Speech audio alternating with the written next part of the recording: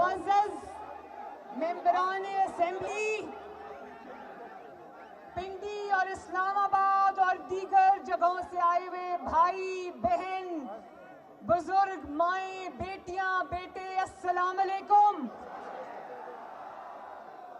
آپ سب کو نواز شریف اور شہباز شریف کی طرف سے بھی السلام علیکم۔ میرے بھائیوں اور بہنوں، کہیں غلط فہمی تو نہیں ہوئی کہ لانگ مارچ آج تھا؟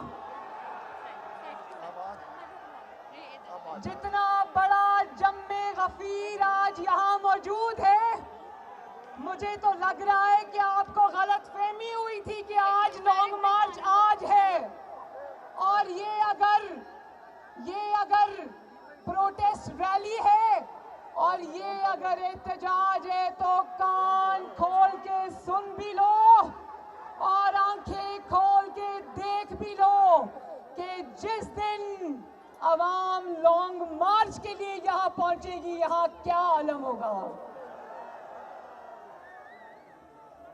دیکھو میرے بھائیوں اور بہنوں،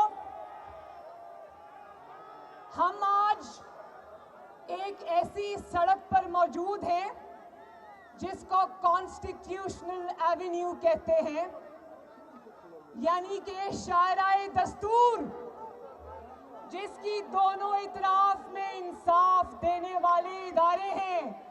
لیکن میرے بھائیوں، میں بہت افسوس کے ساتھ یہ بات کہتی ہوں کہ ہم جس ملک میں رہتے ہیں وہاں نہ آئین ہے نہ کوئی انصاف ہے۔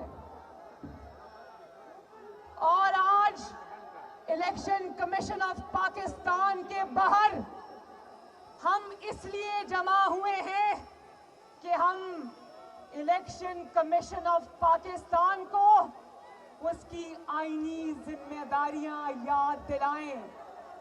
ہم یہاں پر اس لیے جمع ہوئے ہیں کہ ہم الیکشن کمیشن آف پاکستان اور محترم چیف الیکشن کمشنر کو یہ بتائیں کہ آپ کا ادارہ پاکستان کا ادارہ ہے، پاکستان کا آئینی ادارہ ہے اور پاکستان کی قوم کا ادارہ ہے۔ یہ وہ ادارہ ہے جس کو آئین نے آپ کی اور عوام کی رائے کا امین بنایا ہے۔ یہ وہ ادارہ ہے جس کو پاکستان کی آئین کی سبز کتاب نے آپ کے ووٹ کی عزت کی ذمہ داری عطا کی ہے، اور یہ وہ ادارہ ہے جس کو عوام کے ووٹ کی عزت کروانی تھی۔ بتاؤ، عوام کے ووٹ کی عزت کروائی اس ادارے نے؟ میں آج آپ کو پاکستان کی تاریخ کے سب سے بڑے فراڈ کی کہانی سناتی ہوں۔ جانتے ہو اس فراڈ کا نام کیا ہے؟ اس فراڈ کا نام ہے Tehreek Insaf foreign funding case. کیا نام ہے؟ اب تاکہ مجھے پتا چلے کہ آپ میری بات سن رہے ہو اور آپ کو آواز آ رہی ہے، اور یہ کہ آپ کو اپنی بہن اور بیٹی کی بات سمجھ آ رہی ہے۔ کیا آپ جانتے ہیں کہ نومبر 2014 یعنی 2014 میں تقریباً 7 سال پہلے، 6.5 سال پہلے یہ کیس دائر ہوا تھا۔ کتنے سال پہلے؟ اب تک نواز شریف کا کیس تو دنوں میں چلتا ہے اور دنوں میں ختم ہوتا ہے، اور دن میں 2 سماعتیں بھی ہوتی ہیں، لیکن 7 سال میں اس ادارے نے ابھی تک صرف 70 سماعتیں کی۔ کتنی سماعتیں؟ اور جانتے ہو یہ جو جعلی خان ہے، پاکستان پر جو عذاب مسلط کیا ہوا ہے، اس کا نام کیا ہے؟ عمران خان۔ جانتے ہو کہ عمران خان نے اس مقدمے کو ملتوی کرانے کی کتنی بار کوشش کی؟ 30 بار۔ کتنی بار؟ کون کہتا تھا کہ اگر چوری نہیں کی تو تلاشی دے دو؟ کون کہتا تھا؟ تو पीडीएम और अवाम आपसे पूछती है कि अगर चोरी नहीं की तो 30 बार मुकदमे को रुकवाने की कोशिश क्यों की? और जानते हो इस ताबेदार खान ने 6 मरतबा हाई कोर्ट में दरखास्तें दी कि इलेक्शन कमीशन ऑफ पाकिस्तान इस मुकदमे की समाअत नहीं कर सकता। 6 दरखास्तें दी। कितनी दरखास्तें दी? और जानते हो कि एक कमेटी बनाई ईसीपी ने, इलेक्शन कमीशन ऑफ पाकिस्तान ने एक कमेटी बनाई जिसको कहते हैं स्क्रूटनी कमेटी, जिसको कहते हैं तहकीकाती कमेटी, जिसका काम था तहकीकात करके उसकी तफसीलात अवाम के सामने रखना। लेकिन जब तहकीकात शुरू हुई तो ऐसी जराइम की ऐसी लंबी दास्तान सामने आई कि क्योंकि ऊपर से हुक्म था तो तहकीकाती कमेटी को, स्क्रूटनी कमेटी को कहा गया कि इनके ऊपर हथौला रखो, और वो स्क्रूटनी कमेटी फिर इमरान खान की और ईसीपी की ताबेदार बन गई।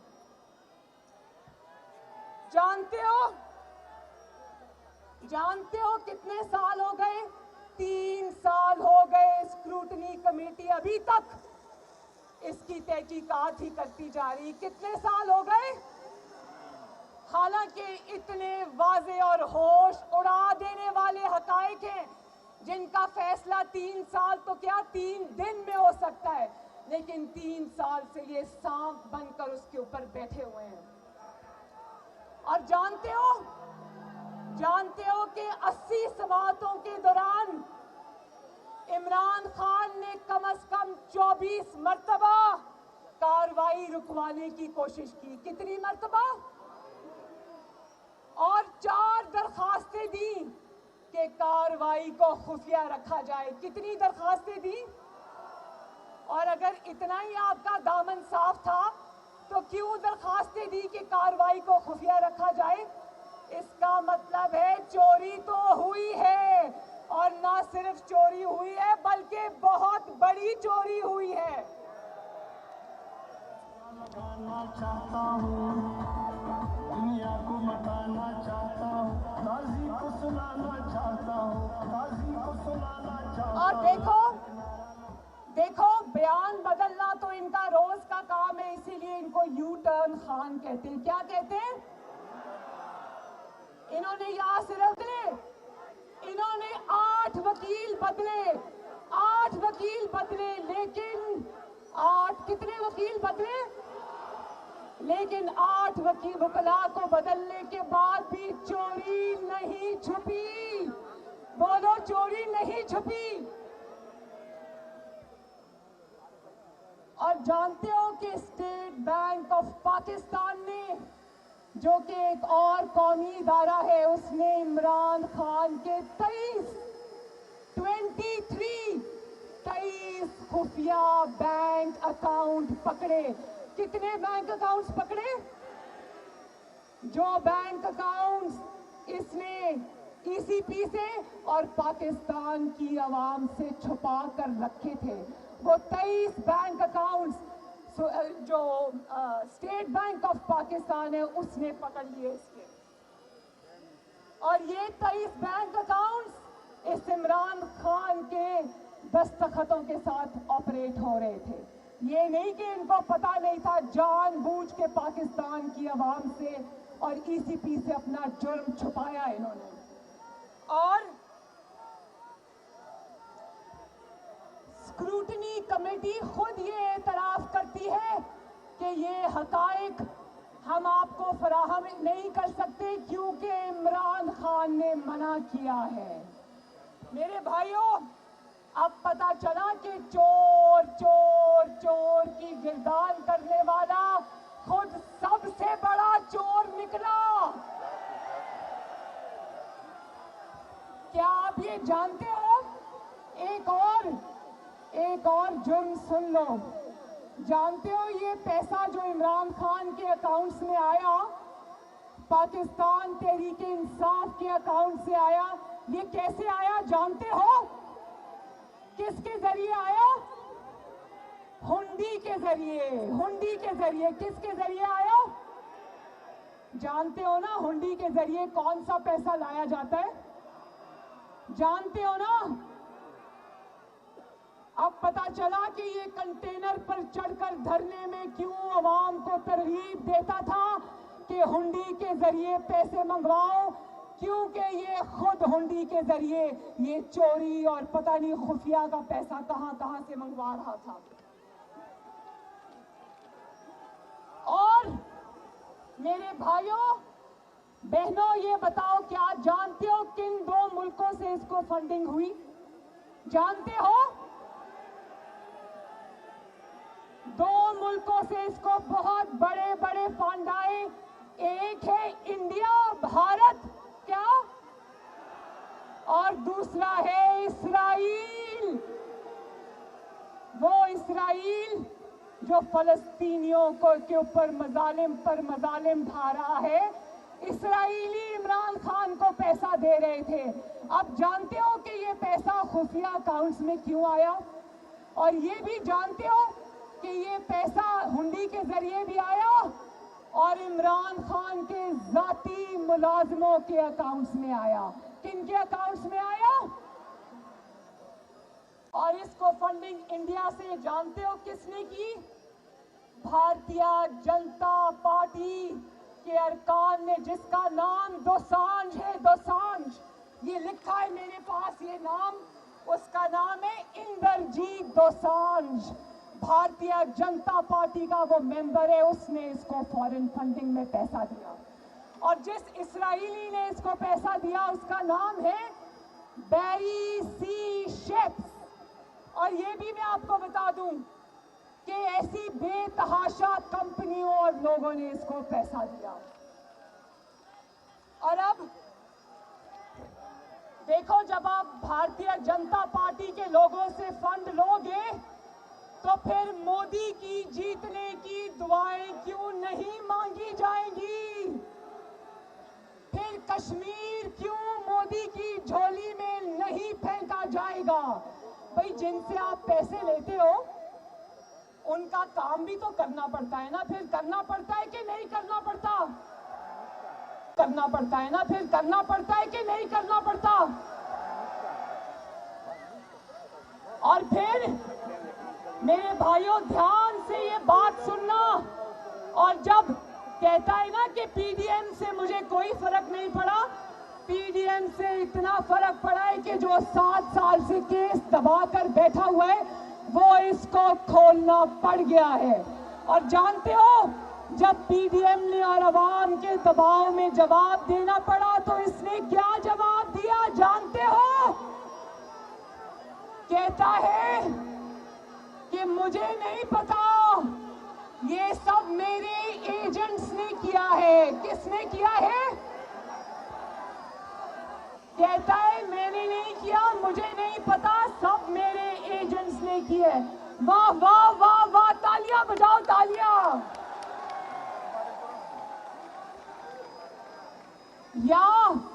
या तो वो खुद बहुत बड़ा बेवकूफ है या वो मेरे भाइयों पीडीएम को और पाकिस्तान की आवाम को बेवकूफ समझता है। तो बड़ी अच्छी बात है कि जब पैसे धड़ाधड़ आ रहे थे और उन पैसों को तुम एक मुंतखब हुकूमत और एक मुंतखब अवामी वजीर आजम जिसका नाम है मोहम्मद नवाज शरीफ, जब तुम पानी की तरह पैसा बहा रहे थे और धरनों पर खर्च कर रहे थे, उस वक्त तुम्हें नहीं पता था कि ये पैसा एजेंसी के पास से आया है या कहां आया है? पैसा आते वक्त नहीं पता था कि एजेंट्स के थ्रू आया है। जब जवाब देना पड़ा तो एजेंट्स याद आ गए। और 7 साल बाद याद आया, जब अवाम ने जवाब मांगा, जब दबाव पड़ा तो 7 साल बाद याद आया कि पैसे तो मेरे एजेंट्स को पता है, मुझे पता नहीं है। बोलो जरा एक दफा, बोलो वाह वाह वाह। Very good. दस्तखत करने का पता था भाइयों, सुनना, दस्तखत करने का पता था, पैसा वसूल करने का पता था, पानी की तरह पैसा साजिशों में इस्तेमाल करने का पता था, मुंतखब हुकूमत को गिराने में पैसा इस्तेमाल करने का पता था, मगर ये पता नहीं था कि करोड़ों और अरबों और खरबों जो आ रहा है वो कहां से आ रहा है। बिल्कुल उसी तरह मेरे भाइयों, बिल्कुल उसी तरह जिस तरह ये कहता है कि मुझे हुकूमत में आने की मेरी तैयारी नहीं थी। भाई, हुकूमत में आने की तुम्हारी तैयारी नहीं थी, तुम्हें काम करना नहीं आता था, लेकिन अवाम की जेबों पर डाका डालने की तुम्हारी पूरी तैयारी थी। अवाम की खिदमत करने की तैयारी नहीं थी, लेकिन अवाम को लूटने की तुम्हारी पूरी तैयारी थी। महंगाई को आसमान पर पहुंचाने की तुम्हारी पूरी तैयारी थी। आटा, चीनी, गंदम और दवाइयों पर डाके डालने की तुम्हारी पूरी तैयारी थी। अगर ये सब तुम्हारे एजेंट्स ने किया है, इस्लामाबाद और पिंडी के भाइयों और बहनों, अगर ये सब तुम्हारे एजेंट्स ने किया है, तो जरा ये भी बता दो ईसीपी के सामने कि 2018 के इलेक्शंस में तुम्हारे बैलेट बॉक्सेस में वोट किस एजेंट ने डाले थे? कि 2018 के इलेक्शंस में तुम्हारे बैलेट बॉक्सेस में वोट किस एजेंट ने डाले थे? जरा ये भी पाकिस्तान के अवाम को बता दो कि अगर पैसा देने वाले एजेंट्स थे तो तुम्हें इक्तदार में लाने वाले एजेंट्स कौन थे? और ये भी बता दो कि साकिब निसार से तुम्हें जाली साकिब और अमीन, सादिक और अमीन नहीं, साकिब और अमीन का सर्टिफिकेट दिलवाने वाले एजेंट्स कौन थे?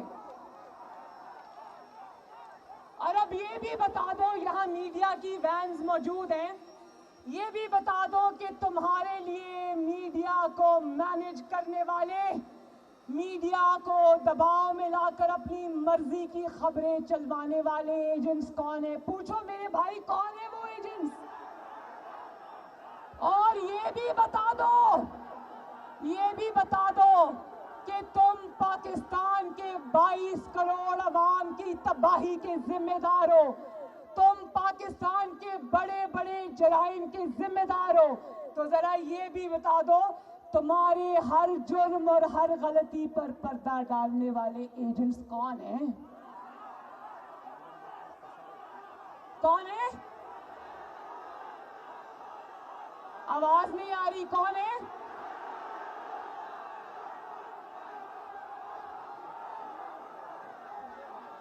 काश सुन तो रहे होंगे, मेरा ख्याल है कि ये आवाज पहुंच जाएगी कि लोग जानते हैं कि तुम्हें 22 करोड़ अवाम पर मुसल्लत करने वाले एजेंट्स कौन हैं। देख लो, जहां जहां आवाज जा रही है, देख लो, लोग नहीं डर रहे। पाकिस्तान बदल रहा है।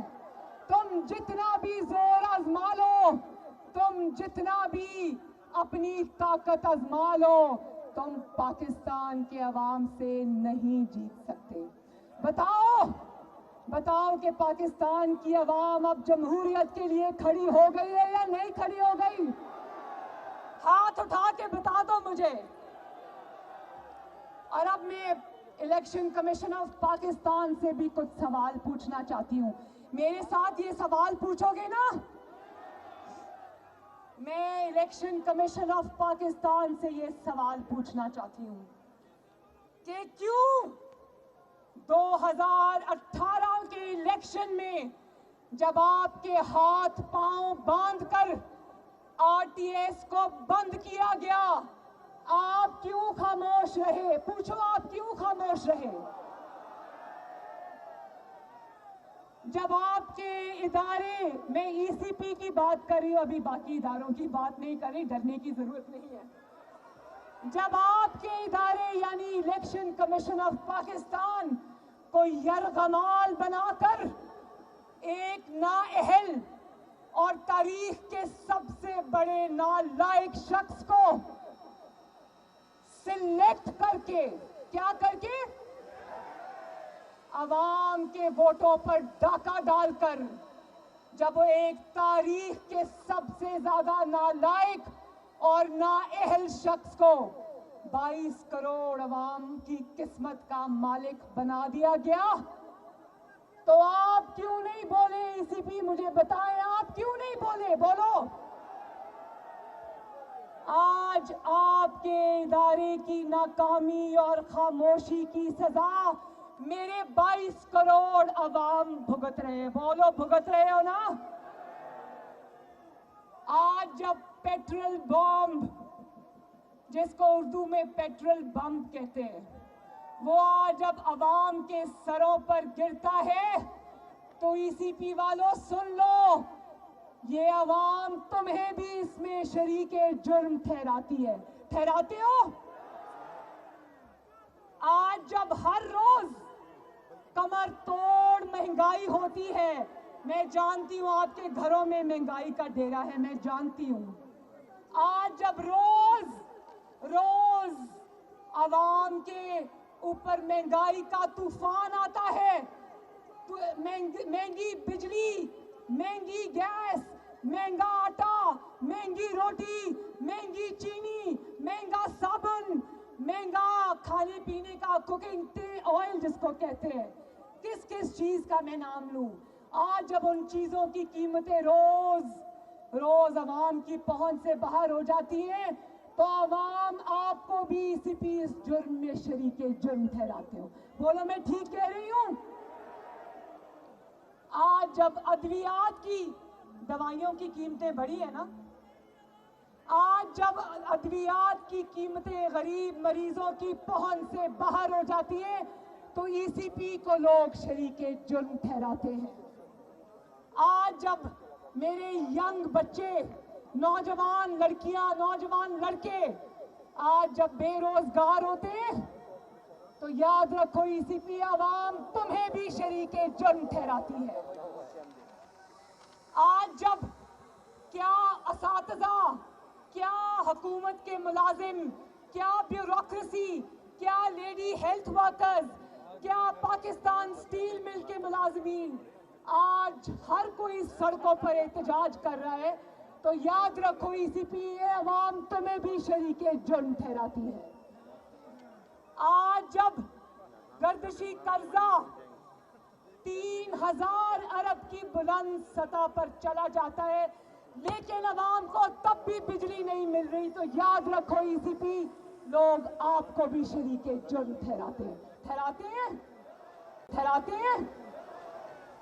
और आज जब अचानक पूरे मुल्क के अंदर, पूरे पाकिस्तान के अंदर, चारों सूबों के अंदर बिजली बंद हो जाती है, अचानक पूरा मुल्क अंधेरों में डूब जाता है, तो याद रखना ईसीपी इस नाअहली और नालायकी में लोग आपको भी शरीके जुर्म ठहराते हैं।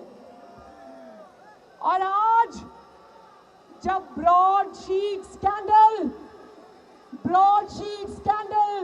जिसको पाकिस्तान के अवाम फ्रॉडशीट स्कैंडल को कहते हैं, आज जब उसमें ये हकायक सामने आते हैं कि तुमने 22 करोड़ अवाम के खून पसीने की कमाई चुपचाप रातों रात स्मगल करवा दी पाकिस्तानी हाई कमीशन में, और वो जाली फॉर्म उसको ले उड़ी, वो तुमने भेजी ही इसलिए थी कि क्योंकि तुम्हें पता था वो जब्त हो जाएगी। और वहां तक नहीं बात, देखो ये ऐसे लोग हैं, इमरान खान और उसकी हुकूमत, ये उसमें से भी कमीशन मांग रहे थे, उसमें से भी कमीशन मांग रहे थे। اور آج جب تاریخ کا سب سے بڑا اسکینڈل براڈ شیٹ جس کا نام فراڈ شیٹ ہے وہ سامنے آتا ہے اور عوام کے خون پسینے کی کمائی ان کی کمیشنز میں جاتی ہے تو یاد رکھو ای سی پی لوگ تمہیں بھی شریک جرم ٹھہراتے ہیں. اور آج ملیشیا میں میرے بھائیوں بات سنو. آج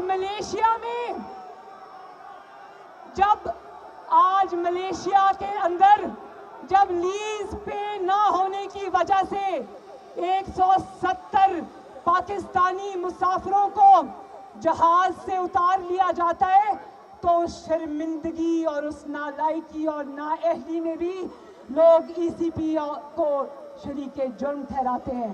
اور آج جب ہزارہ برادری کے ساتھ ظلم ہوتا ہے ان کے گلے کٹتے ہیں. میں گئی تھی وہاں پر ان کو گلے لگانے کے لیے. میرے رونگٹے کھڑے ہو گئے تھے ان کی درد کی داستان سنتے ہوئے. اور آج جب وہ اس جعلی وزیر اعظم کو کہتے ہیں کہ ہمارے پاس آؤ ہماری لاشیں پڑی ہیں تو یہ کہتا ہے کہ یہ مجھے بلیک میل کر رہے ہیں. اور جب آج پاکستانیوں کے ساتھ اور ہزارہ برادری کے ساتھ یہ توہین آمیز سلوک ہوتا ہے کہ یہ کوئٹہ جاتا بھی ہے تو وہاں پر ایک یونیورسٹی میں بیٹھ کر جو متاثرین ہیں جن کے بھائی بیٹے اور خاوند شہید ہو گئے ان کو کہتا ہے میرے پاس چل کر آؤ میں نے تم سے تعزیت کرنی ہے. تو آج اس قسم کی جو تضحیک پاکستان کے عوام کی آج ہو رہی ہے ای سی پی سن لو کہ پاکستان کی عوام تمہیں بھی اس جرم میں شریک سمجھتی ہے. اور ای سی پی جواب دو. ای سی پی جواب دو. بولو ای سی پی جواب دو کہ پاکستان کے ساتھ یہ تاریخ کا سب سے بڑا ظلم جو سلیکٹڈ اور سلیکٹرز نے کیا تھا آپ بتاؤ کہ آپ اتنے بڑے جرم میں حصے دار کیوں بنے؟ کیا بگاڑا تھا ان معصوم پاکستانیوں نے آپ کا؟ کیا بگاڑا تھا ان معصوم پاکستانیوں نے آپ کا؟ اور یاد رکھنا اداروں پر وہ شخص حملہ کرتا ہے جو اداروں کو یرغمال بنا کر زبردستی ان سے ناانصافی پر مبنی فیصلے لیتا ہے. کیونکہ یہ جو ایجنٹس ہوتے ہیں نا جو پیچھے سے کام کرتے ہیں یہ سامنے نہیں آتے. سامنے ہوتے ہیں ای سی پی جیسے ادارے اور عوام کی انگلیاں پھر ان اداروں کی طرف اٹھتی ہیں. وہ لوگ پیچھے چھپے ہوتے ہیں ان کو پتا ہوتا ہے کہ ہمارا چہرہ کوئی نہیں جانتا لیکن جواب تو ای سی پی کو دینا پڑے گا. ہوتا ہے کہ ہمارا چہرہ کوئی نہیں جانتا لیکن جواب تو ای سی پی کو دینا پڑے گا. اور اس کا جواب ایک ہی ہے. آخر میں بس ایک بات کیونکہ ایک منٹ آخر میں ایک ہی بات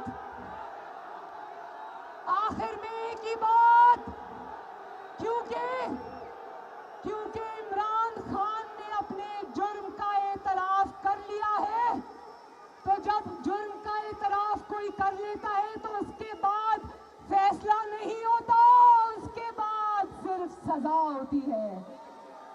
تو پاکستان زندہ باد. پی ڈی ایم زندہ باد. پاکستان پائندہ باد. اللہ حافظ.